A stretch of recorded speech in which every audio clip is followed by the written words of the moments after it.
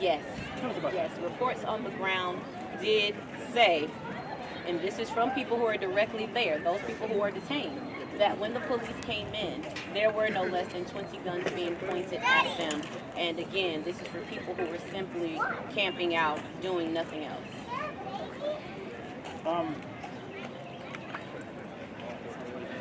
Is there anybody who has any videos of that happening, any cell phone video? We are not sure who has cell phone video right now. I do know that there was a request for some legal observers at the time. Not sure what those legal observers have on video, but I do know that the request was made, because one thing that we are very careful about is interacting with police without a record of that. So we always try to call for legal observers whenever police presence comes about. What time did this rain? Oh, this was this morning. This was before 9 a.m. this morning. And one last question. Can you tell us how long was this safe haven there before they took the rain? So Leaf was already there, but they were amplifying their mission this week for the week of action. So since people began to descend upon the city of Atlanta this past Saturday for the week of action, Leaf was definitely there as a safe haven for those who wanted to camp but didn't feel safe in the forest. Yeah, at this point, I don't know if they feel safe anywhere, but I do want you to hear from my sister Jordan, who will come and speak to you now. Thank you.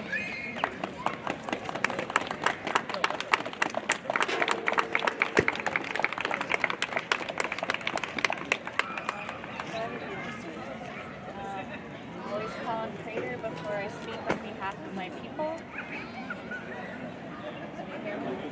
Well, that's not really a speaker. It's more of a mic for me. I'm sorry. Okay. I'm being selfish. Yeah, always call on Creator before I speak on behalf of my people. Thank you to Reverend Kiana for providing the people with the information about the raid this morning. I just wanted to express my request to DeKalb County, the city police, the sheriff's office, as well as Homeland Security and the FBI, because we know you all are here as well, to please stop using violence and using force against the forest defenders here. I wanted to make a request to release all forest defenders who have been arrested, including the person detained this morning in the violent raid against peaceful campers, and drop all of the ridiculous felony charges that have been made on forest defenders for completely irrelevant actions that don't have anything to do with the charges that are being made against them. I also want to express that the type of violence that we're seeing coming from the state is the same type of violence used as genocide against indigenous people here in Georgia, the same violence used against enslaved peoples here in Georgia. And I need people to understand that the descendants of those people are still here. That I was called here. I came from the Muskogee Creek Nation Reservation in Indian Territory, Oklahoma. 7 generations ago, in 1832, my people were forcibly removed from this land, walked the Trail of Tears all the way to Oklahoma. And now, because of the continued violence that the same entities continue to have over this land, a spiritual awakening has happened that has called our people back to this land. The community has called out to us, defending themselves, saying we need the people of this land to come help us. And that's why we're here. And that in 1832, the state of for good, but now we're still here and the Indian problem is back. And I will always be a problem for police violence. I will always be a problem for state oppression. And I will always be in solidarity with the communities who are here defending themselves and defending my ancestors who've seen enough violence already. And they deserve to be in peace here. And we deserve to come here and have a safe place to have ceremony and have community. And the Black residents here deserve a safe space for those things too. And it's not just about the Willani Forest. The environmental devastation that they're willing to undertake for this is kind of unbelievable. but just know that like the forest is everywhere. We're here in the city, we're surrounded by trees, the people are everywhere, the people are of the forest. No Cop City in the forest, no Cop City in Muskogee homeland, no Cop City anywhere.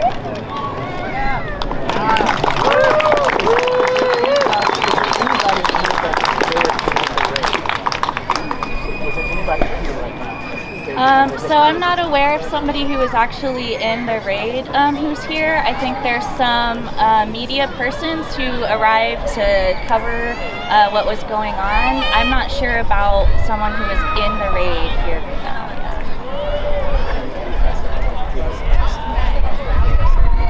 Yeah, so yes. To give the personnel, Right. Yeah, so like from the accounts that we're hearing from folks on the ground, some of our comrades on the ground over there, that it was a very disorienting, scary experience, that they had been hearing the police intimidating them with choppers at night, and I could hear those choppers last night as well, wondering kind of with dread what they were going to do. I think that they chose this morning on purpose because they knew that the little children would be gathering here in a peaceful way. They know that the mayor has already refused to speak to children in schools about the Weelaunee Forest. So they took this opportunity to take the attention away from the children and the youth rally to try to target these medics who are here to help and heal people. The experience that, from what we're hearing, was that it was very disorienting. All of a sudden they were sleeping, and then they heard announcements to get out immediately. People came out with their hands up, facing rifles in their face, not knowing what was going on. The police were not telling them why they were there. Many people asked for a warrant, which has not been provided yet. And they were not provided with a police press liaison either, even though they asked many times for a police press liaison in order to tell them what was going on. Thank you so much.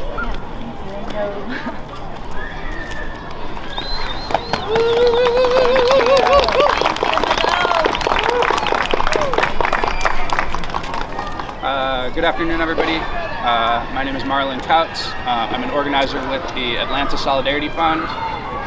We're a civil liberties and anti-repression organization that exists to make sure that people who participate in social movements have the right to protest and don't suffer from repression. So the reason I'm here is because, as we've all heard previously, there was an incident of political repression early this morning. Police executed a search warrant and performed a raid against the Lakewood Environmental Arts Foundation, which is a community space in Lakewood, Atlanta, that exists primarily to serve artists and musicians. It's been a resource in the Atlanta community for many years, distributing food to the surrounding community and providing a space for art and musical expression. We don't have any information on exactly why the police targeted this space, but we think that from the circumstances surrounding it, it's clear that it was part of a political strategy to repress and intimidate protesters who are associated with the Stop Cop City movement, the movement to defend the forest. And this is very concerning, especially when taken in context. Of course, it's very likely that police are going to report that this was part of a routine investigation, a law enforcement matter that they had every right to conduct. We have no idea if this is true because nobody has been given access to the warrant that the police are executing. The other thing that police are likely to claim is that they made an arrest on scene, and our understanding is that they did make an arrest due to somebody who was there having an old traffic ticket from a long time ago. So it's important to clarify that the arrest was because of a traffic ticket, not because of any alleged crimes related to the movement or any other serious criminal activity. The reason that we understand this as part of a campaign of repression is the context. So it's important that we understand this raid as part of a series of ongoing abuses of the legal process to harass and intimidate political protesters. Our organization has gotten many reports of pretext stops of political protesters or people who are suspected of being political protesters because of bumper stickers on their car or the state that their license plate is from. We've gotten reports of people being stop and frisked simply because they're profiled as looking like political activists. And of course, we've seen dozens of protesters or suspected protesters arrested and charged with domestic terrorism simply because they were found at a music festival that's associated with the Stop Cop City movement. And so we can see that every step of the way, police and prosecutors are abusing the legal process to intimidate and discourage this movement. They have no evidence to support their claims that that these people are involved in criminal activity. They were unable to demonstrate any criminal activity during their raid on the Lakewood Environmental Arts Foundation, but they're continuing to abuse every justification that they can to raid spaces, to make arrests, and to hold people in jail. As we're speaking now, there are 22 people who were arrested and accused of domestic terrorism who have been held without bail and are currently in jail. No evidence has been presented to support any of these claims of domestic terrorism, including on the other 18 people who've been given this charge previously in this movement. Our organization and the lawyers who work to support these activists look forward eagerly to any opportunity to discuss the facts of these matters in court, because we know that police and prosecutors have no evidence to support their claims. And in fact, they are actively avoiding appearing in court, indicting anybody, or taking any legal action which would require them to justify their claims. So we can understand that this is an abuse of the legal process. Police and prosecutors are not involved in a law enforcement effort. They're involved in a political campaign to suppress a political movement which they find objectionable, because as the police, they have a vested interest in the construction of Cop City. From a civil liberties perspective, we find this very concerning. We find it to be an abuse of power, and we're committed to ensuring that all of the activists who are targeted have access to the legal resources that they need, not only to defend themselves from these bogus charges, but also to pursue civil litigation against police who have abused their power and violated people's rights. Do you know how many people total have been charged with domestic terrorism? So previously there were 18 and an additional 23 as of last Sunday. So that's the total.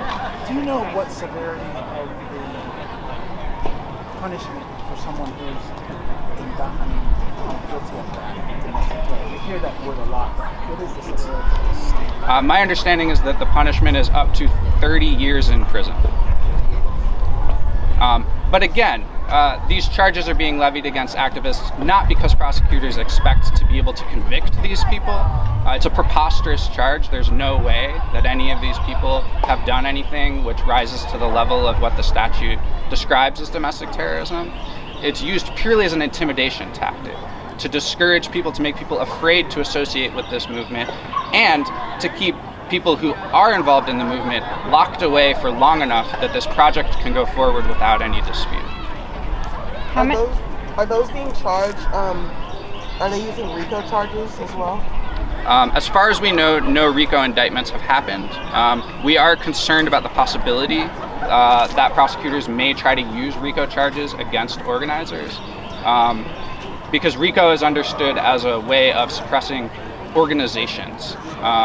And the narrative that we've seen coming from police and prosecutors is their belief that the broad and diverse Stop Cop City movement is in fact a criminal conspiracy whose members conspire to commit acts of terrorism. This could not be further from the truth. This is like a clear misrepresentation of a broad movement that encompasses all of society. But this is the narrative that prosecutors are trying to promulgate to make it easier to target activists. How many people are still in jail? There are 4 people from previous domestic terrorism charges who have been held without bail since January. and there's 22 additional ones who have been put in since Sunday. All of these people, the state will be able to hold them indefinitely, despite having presented no evidence, given these people and their attorneys no chance to defend themselves against these ridiculous charges. We are working hard to try to get them an additional bail hearing, to demand that courts address these charges in some way, and we won't stop until that happens. Sure, my name is Marlon Kautz, MarlonKautz, and I'm an organizer with the Atlanta Solidarity Fund. Yeah.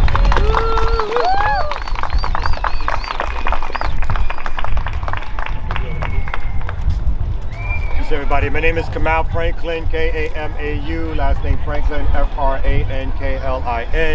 The organization I'm representing is Community Movement Builders. So I'd like to say quickly, this movement has been repressed by the state, by the city, since its very beginnings. When we first started organizing in 2021, when we had rallies and demonstrations, which were supposed to be lawful rallies, under the Constitution, they were supposed to be protected rallies. We would have police break them up, throw people to the ground, pepper spray them, and arrest them. We had over 20 arrests in our first years of rallying and demonstrating against Cop City. At the time, those folks were charged with resisting arrest, obstruction of governmental administration. And then the police decided to step up their tactics. And they started to form a task force that included the Atlanta Police, the DeKalb County Police, the Georgia Bureau of Investigation, Georgia State Troopers, the Federal Bureau of Investigation, and Homeland Security, where they began to talk about bringing charges of domestic terrorism against organizers and activists. And they held true to their word. So in December, they raided the forest and arrested approximately 6 activists and organizers, forest defenders, who were doing nothing more than being next to trees or sitting in tree huts. And those folks were charged with domestic terrorism. They had no evidence whatsoever to connect them to anything else, except an act of civil disobedience by being in the forest. They didn't have any evidence whatsoever to connect them to any prior acts. But what they did was charge them with domestic terrorism. And then they went back into the forest in January 18th. They arrested another 5 and 6 activists and organizers, forest defenders. And they charged those people with domestic terrorism. And as we know, they also killed a forest defender, Tortuguita, which evidence has now come out through an independent autopsy that their hands were up and that they were sitting cross-legged on the ground. And ever since then, they've continued in these tactics. As just mentioned, 35 new arrests, 22 of them domestic terrorism. And so now we're coming to a point where they're raiding houses, where they're telling organizers and activists that they can't stand on corners and legally give out leaflets without being given orders to disperse. Clearly First Amendment protected activity if the so-called Constitution is to be enforced and thought about as a real document. People have a right to protest, they have a right to express their anger, they have a right to say that they don't want Cop City to happen. And they have the right to do that without being harassed and repressed and threatened and charged with crimes they did not commit. So we continue to stand in solidarity with everyone who's doing organizing and activism, not only here in Atlanta, but across the country, and at this stage across the globe, to fight to make sure that Cop City never happens. So we are here to stand with our comrades, our organizers, our fellow folks who are out here in the streets doing this work. We want to make sure that they are protected, and we want to make sure that the narrative that criminalizes protesters ends now, and that instead we talk about the real criminals which is the Atlanta Police Department, the mayor, the governor, and at this stage, the federal government, because they've been involved in the suppression and repression of this movement. Thank you very much for coming.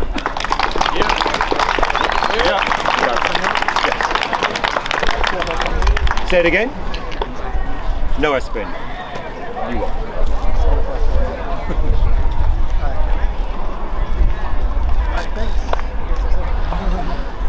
If I'm not mistaken, you're about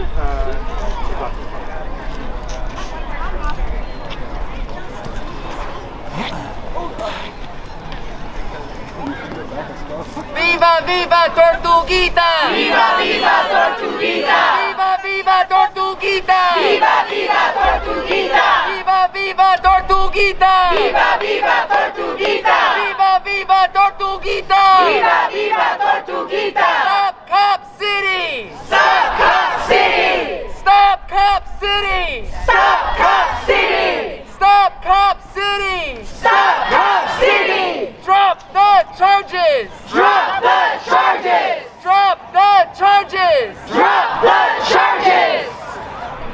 Well, you know who I am. Love you, Tart! Love you! Love you, Belkis! Love you! But tell us who you are. If you may. My name is Belkis Terán. I am the mother of Manuel Esteban Páez Terán, called Tortuguita, because this is a warrior name. So he was called like that. So I'm here because I'm looking for justice.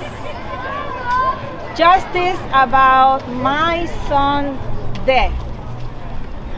So it has been very hard, very difficult this 1.5 months, almost 2. So everybody's asking me why I'm so strong.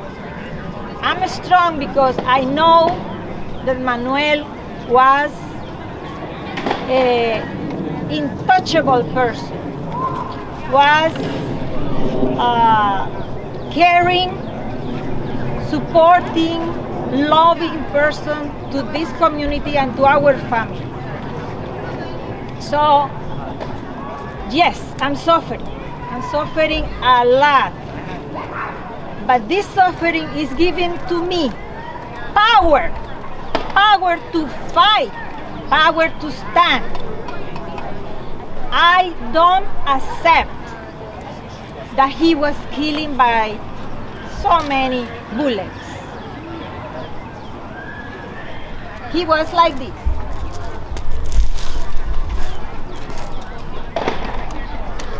That's what they say. I am threatened for you.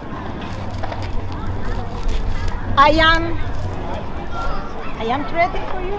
Are you scared of me if I am like this? So, what happened? What happened? We like to know. Nobody is receiving our lawyers. Nobody is doing, nobody from authorities. I don't know. I don't know how many police are, because there is 1,000 police. 4 different organizations, police organizations. I don't know, because I'm not from Atlanta. No, I'm not from Atlanta. Yes, I'm outsider, but my son was killed here. My son was killed here, and I have to know what is going on. Do I have to stay in Panama? Sleeping? Continue sleeping? That's what people want, that I keep there and continue watching my movies, my Netflix. What I was doing, I'm retired. Yeah. No. I need to know. It's my right. It's my right. I need to know as a mother what happened. I beg with all my heart to understand what is going on here in this forest. People are suffering. When I walk in Atlanta, around Atlanta City, in the night, bodies of people on the floor. That's nice for the people. Yeah, they want to build something big. But what about the people that is suffering? No food. My child was giving food to those people. In the night, he was going with a small cup to give it to people. I'm learning a lot of stories about them. I'm learning all that he did in these 6 months, 7 months that he was here, because before he was in Tallahassee. He was living in Tallahassee, helping their, feeding their people. Before that, he was in Panama, cleaning beaches, feeding people too, bringing people to my house. And I already say to my friends that he was nice. I have a lot of stories about that. He found somebody and then he was bringing home. Mom, we need a shelter for a week. I said, okay, or for a day. And the person, a week. Okay, no, darling, no problem. Another person, Mom, this person needs a week to be in our house. Okay, then, a week. 1.5 months. And he was sharing his room, his clothes, his food. We never charge anybody to be in our house. So, really, he was a terrorist? He deserved this death? No. I cannot understand. Somebody said to me, yeah, you have to be quiet, relax, wait. But I cannot do that. I have to find out what's going on. And now I find out that people here is in the jail without any really good reason. And the people that he was feeding, nobody cares. I was in the forest one day. Everybody sitting, very nice, welcoming me. And then a man came. And he was standing there, saying nothing. For half an hour or 40 minutes, nobody went to him. I don't blame anybody. Don't make me wrong. I don't blame. But if Manuel was there, he was going to that man and asking, what do you need? And he was going for him shelter, and he was going to give food. Because I know that he was doing that. So, I don't say that the other people is not good. All of them, very nice, cute people, loving. They are giving me so much love and strength. But initiative. Manuel has initiative to look for people. Initiative. Oh, somebody analyzing. Last night I was talking to one beautiful girl. I say girl because it's like a girl for me. And she was, when I met him, we connect. And she said, are you Latin? Yes, I'm Latin. And then immediately, he was looking around like this, looking all the faces, all the time, and looking for somebody that didn't get the attention. Then he was a terrorist. He deserved this death. Somebody answered to me. Somebody answered to me. Any question?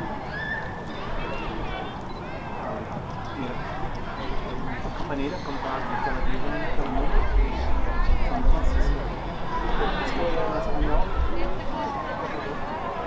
Ah, en español. Perfecto.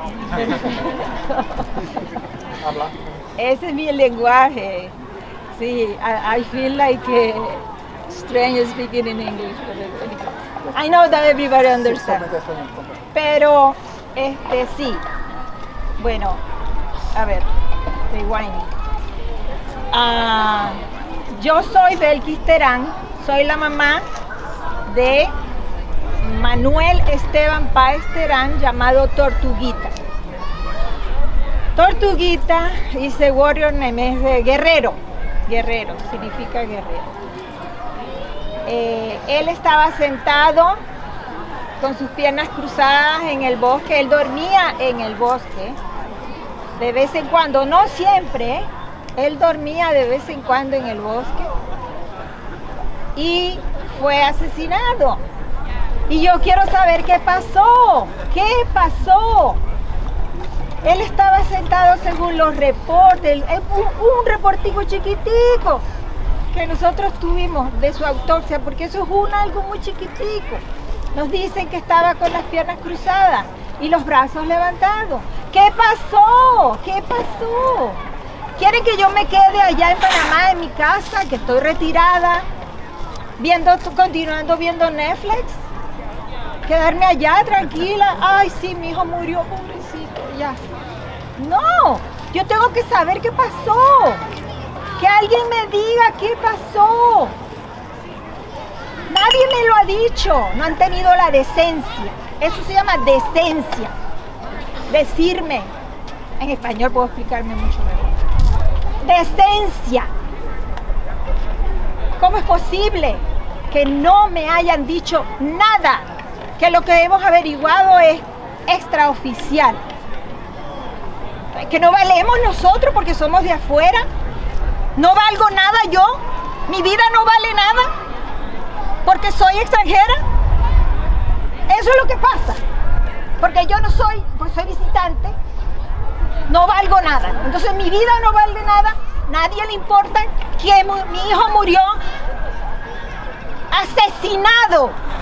Asesinado. Homicidio, dice el papel que me entregaron. Homicidio, asesinado. Y nadie dice nada. Encubrimiento, encubrimiento, encubrimiento. ¿Por qué? ¿No son tan valientes? ¿No son tan correctos? ¿Quién es el correcto aquí? ¿Ah? Lo correcto, sí, en español tenemos lo grande para ellos, lo chiquito para uno, como el embudo, la ley del embudo. Lo grande para ellos, lo chiquito para uno. Entonces uno sí tiene que decirlo, Señor, sí, no pongas la mano aquí porque tienes que poner las manos, no, aquí tampoco, así, porque si no te pueden arrestar. ¿Qué es eso? Entonces, si ellos vienen y te hacen así, sí, uno tiene que quedarse tranquilo. Y mi hijo estaba así, así.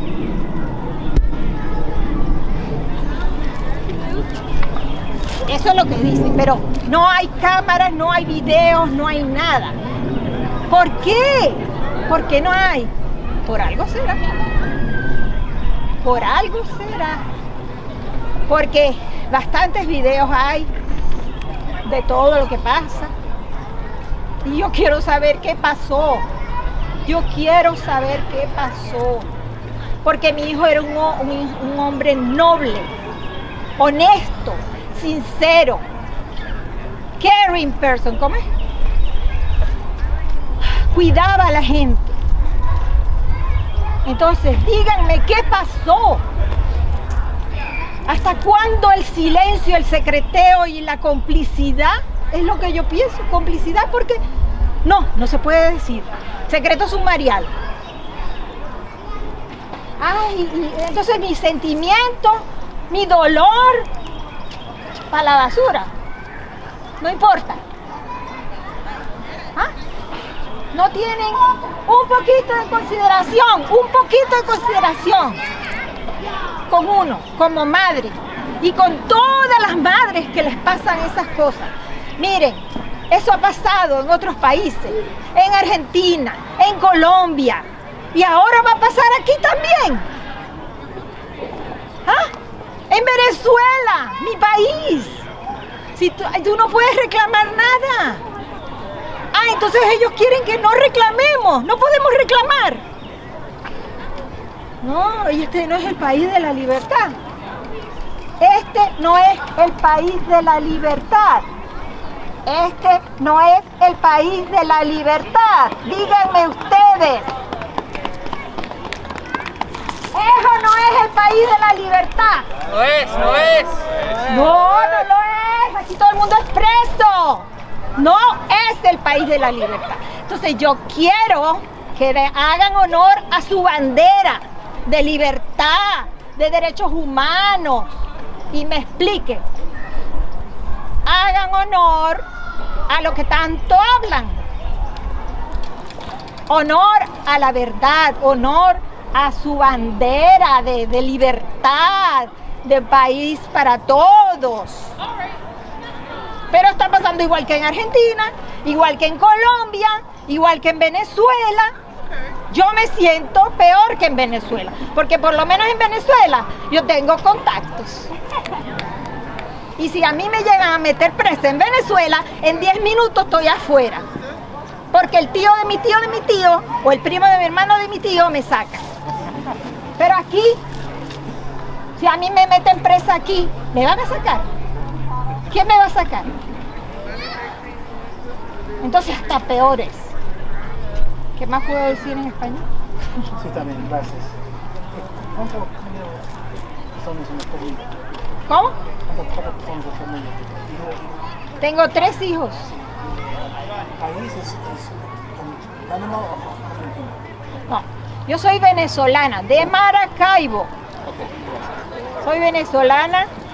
Meterse con los venezolanos es un problema, es verdad. Gracias, gracias. Soy de Maracaibo, pero vivo en Panamá, porque en mi país no hay trabajo, etcétera, etcétera, etcétera. Muchos saben la historia de Venezuela.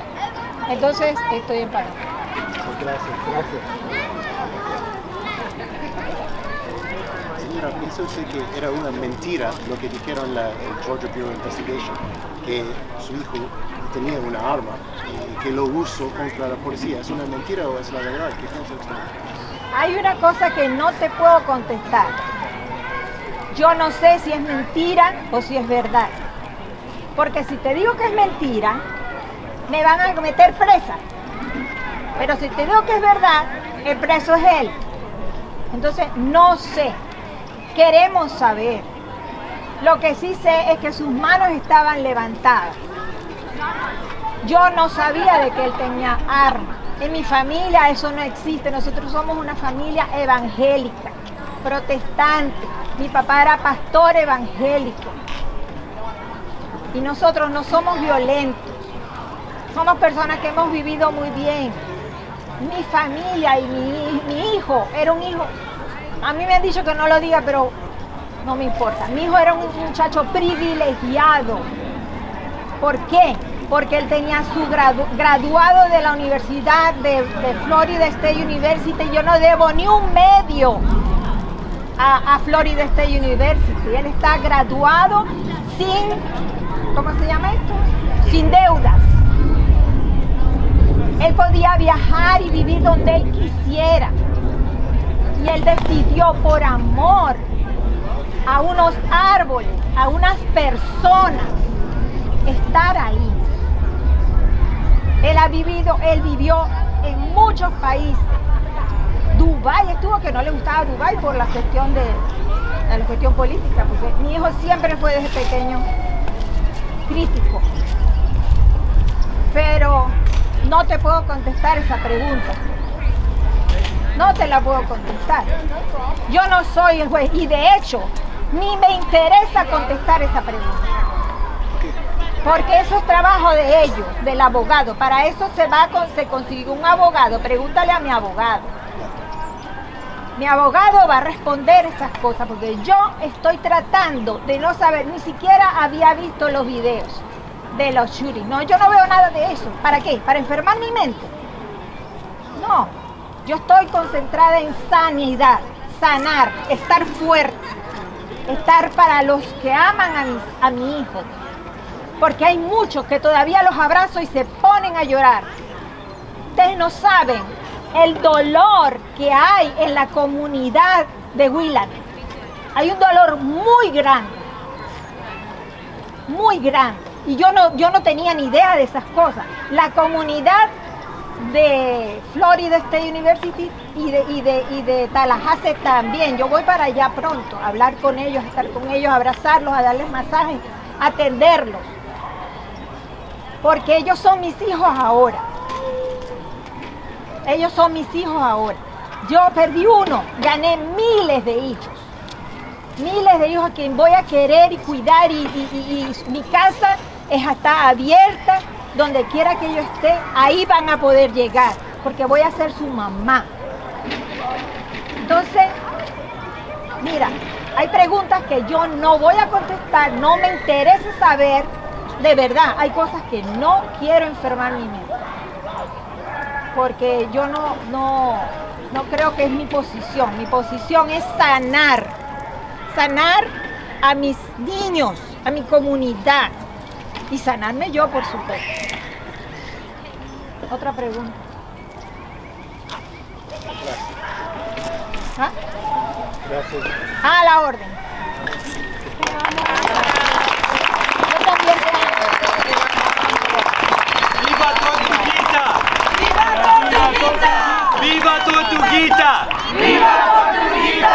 ¡Viva Tortuguita! ¡Viva Tortuguita! And that concludes the press conference for today. Thank you.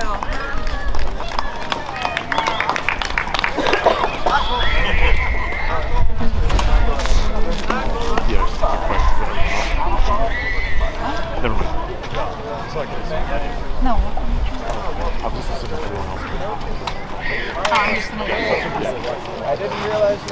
Hey everyone, this is Alex with Unicorn Riot. We are live still at the park where the youth and families were rallying and then marched and have been eating food, and children and youth and families have been doing like different activities and eating food and hanging out at this park.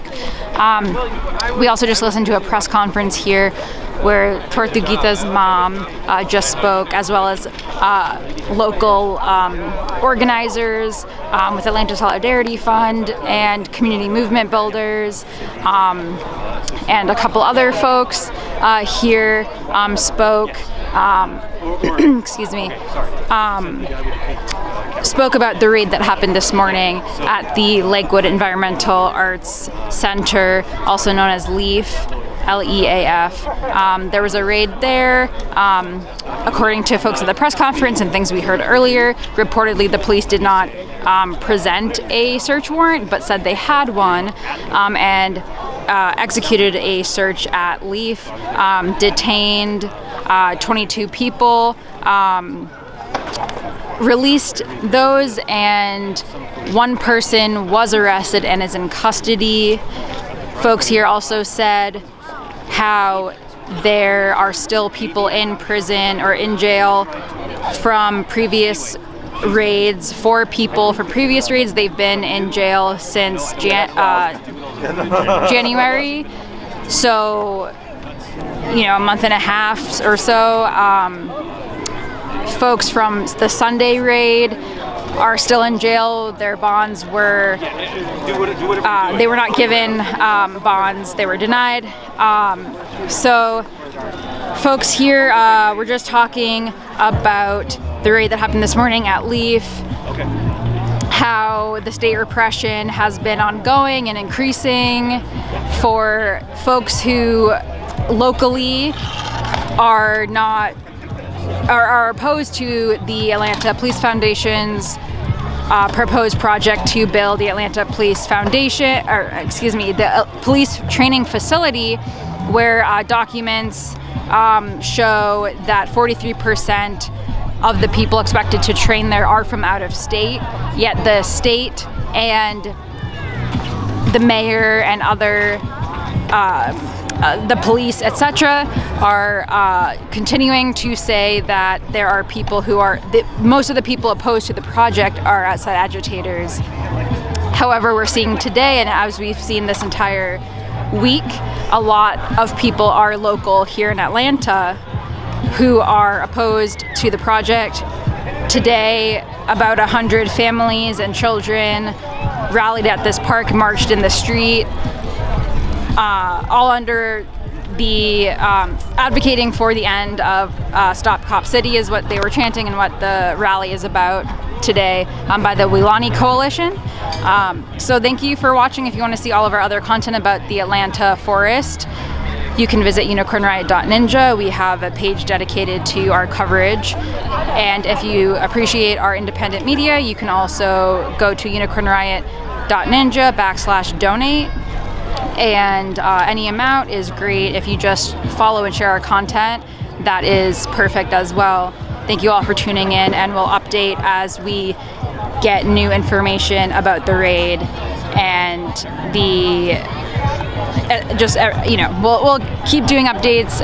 We are going to be streaming the memorial tomorrow morning, where Tort's mother is going to spread the ashes. And I believe that's it.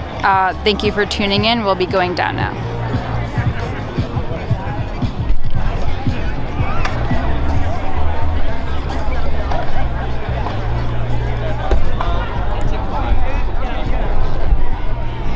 I don't want you to not have to say such a weird